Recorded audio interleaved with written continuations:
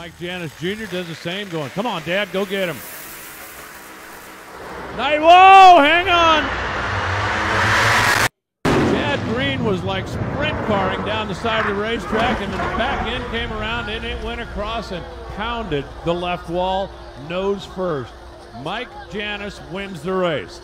But the only concern right now is Chad Green after that really wild ride down there.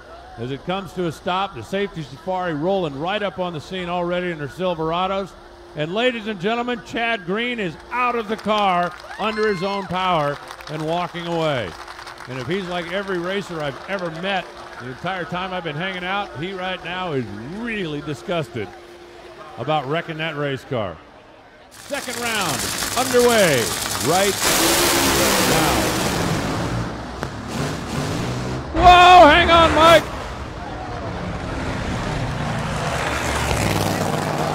Mike Salinas smoked the tires at the step, got out of the throttle, and then saw Richie Crampton get in trouble. When Richie started smoking the tires and trying to pedal his way down the racetrack, Mike tried to jump back after his. Unfortunately, it smoked him, it kicked sideways, it jumped across the center line, and if he didn't make contact with the left wall, he missed a golden opportunity to do so. The winner of the race is Richie Crampton, 4.413, 258 miles an hour.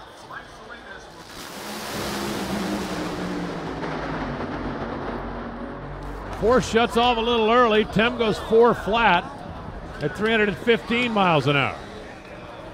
John goes 431 at 194 miles an hour, and Tim's car blew up. How about spinning that baby out in the shutdown area?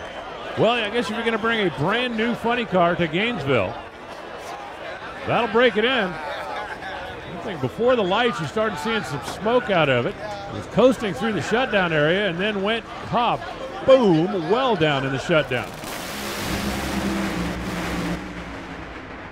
Kaboom for Cruz. That's a big fire down there in the Snap-on car. 397, 322 miles an hour for Ron Capps, and Cruz Pedregon blowed it up big. You can see him sliding around in his own oil down there as Cruz gets the Snap-on car to come to a stop, and he is going to climb out of the top of it after a big boom. Down there, so remote tuning. Not the first time. Sideways. Whoa, no, Latino sideways across the racetrack, and a very hard hit as the car crashed across the track and again noses into the wall. That car was way up on 2 wheels. Latino was fighting for control as it has now come to a rolling stop at about 1,000 feet down the racetrack. Hagen's not going to, oh, kaboom! Tommy Johnson blows one up in the lights.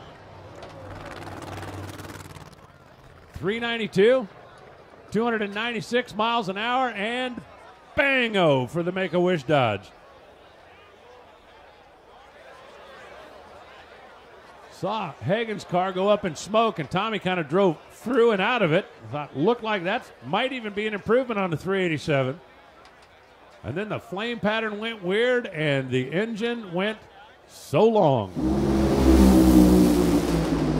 Cylinder out for Jim. Oh, kaboom for John Force. He destroys a Peak Chevrolet.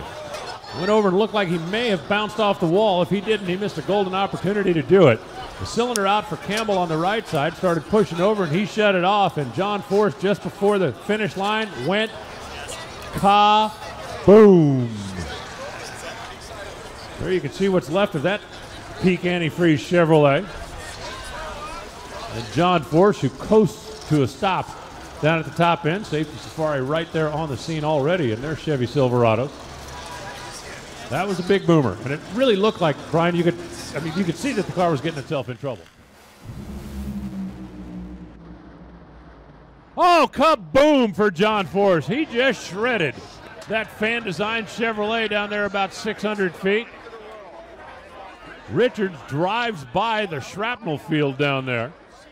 420 at 260. John goes 439 at 179. I mean, that car was straight and true, but it just exploded.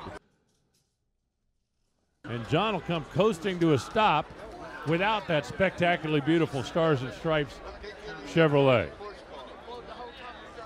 See, he's climbing out of the car.